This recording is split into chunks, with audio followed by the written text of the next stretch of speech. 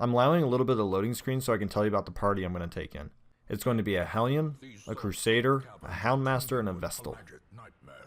Right from the get-go, I'm going to get in a fight, so I'm going to start going over the party weaknesses right away, and then a little bit about the actual strategy of the party.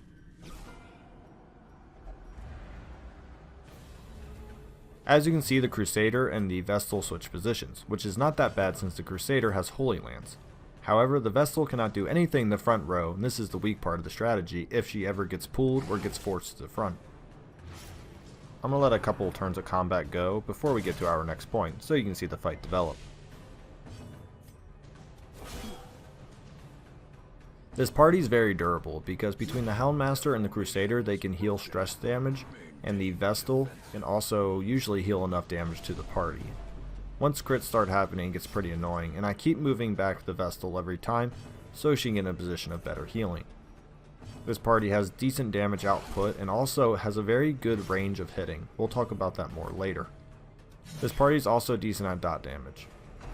I'm not going to try to talk too much during the fights because every fight's a little bit different. I don't want to narrate my fights exactly. I want to talk about more how this party interacts well, rather than the actual strategy to taking down groups. I will comment on a couple of things of why I did certain things. I'm also going to skip most of the dungeon walking in this, because that's not really going to matter in party composition other than traps and scouting. Some of the pros are damage. This is a big damage lineup, a lot of strong crits, a lot of bleed damage, you name it, it's everywhere. There's a strong healer in the Vestal alone, a designated healer. There's also strong stress heals between the Houndmaster having the ability to heal people for -6 stress at 75%, and also the Crusader adding more torch and a little bit of heals while doing that minus stress as well. Also, as I said before, there's a huge row attack diversity, especially with the Hellion and the Houndmaster.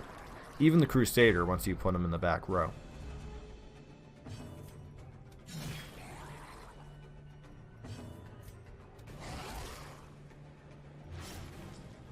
One of the cons with this lineup is I do not have something to make enemies that are stealth come out of stealth. That is something I could have put on the Vestal instead of another ability. However, that is not something I considered. Illumination would be a good ability to have because it does decrease dodge and bring people out, but it's usually not the biggest deal. I'm also going to warn that in this run, I get a significant amount of crits, and my dodges were probably statistically average. They just came in bulks. But the amount of crits that this party does get can show you the potential firepower of this party and what it can do to mini bosses, I'll call them, in the game. I fight 2 Squiffy Gas in this run through, and usually those guys give me massive headaches, but not so much. Also, one last thing, I do get a lot of surprise parties, and I don't know why. I don't have any trinkets on that do that, so that was very lucky for me to get a lot of surprise parties. My first order of business is to get rid of the bloated thrall because he's obviously going to explode by round 2, and I really don't want that happening to my people because if I don't dodge, it's a lot of damage to happen. And I already have a Squiffy Gas, which is guaranteed I'm going to take a decent amount of stress damage if he doesn't die quickly.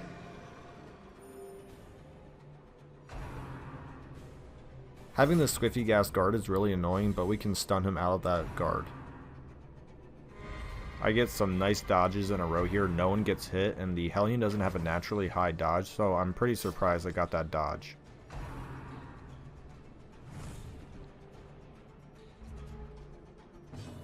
I use Hound's Harry to get rid of the bloated thrall and still hurt everyone else at the same time.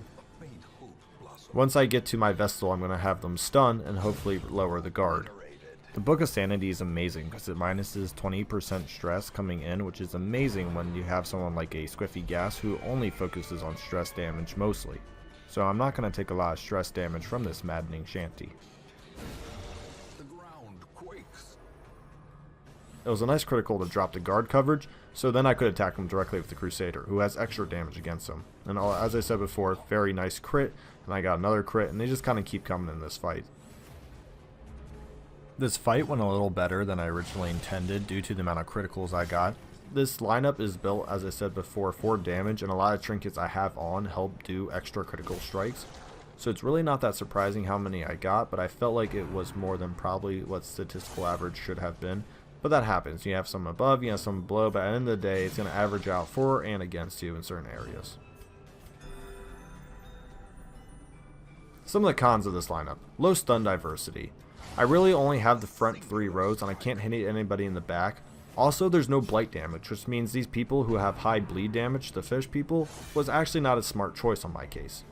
As I mentioned before in the beginning of the video, very bad mobility in this party.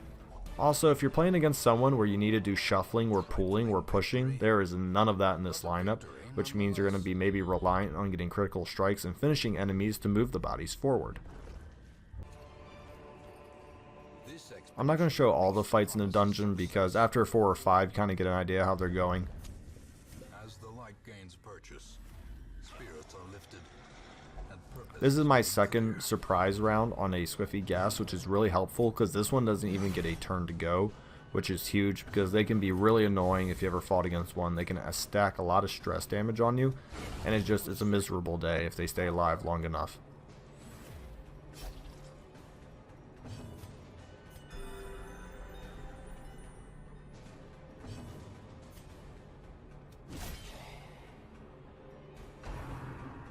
As you can see here, my Vestal gets moved forward a little bit, which isn't a huge deal because my Crusader will be able to Holy Lance, pushing her back into the 3rd position, which is why I keep Holy Lance on the Crusader so he can still do damage and always help out somebody if they gotta move to the back row.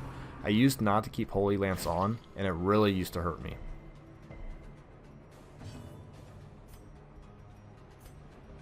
There's really no reason not to keep it on unless you're making him more of a support Crusader or a utility Crusader, and then you might want to take it off. But I use him for pure damage.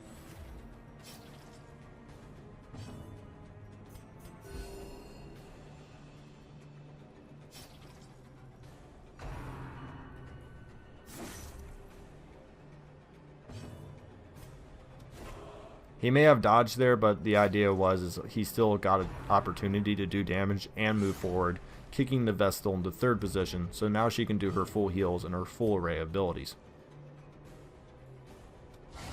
well struck. I have been struggling to hit the Piranha Swordsmen due to the guard on him. This once again shows the lack of stun diversity or abilities to get past the guard. I cannot also get through the protection, so I cannot kill the protector either. This makes for a very long and drawn out fight that it doesn't have to be with other party compositions.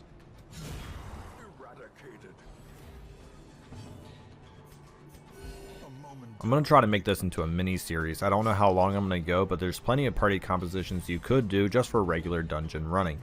Let's get a conversation started in the comments below. What's your favorite party, or what do you dislike about this party composition I picked for the video?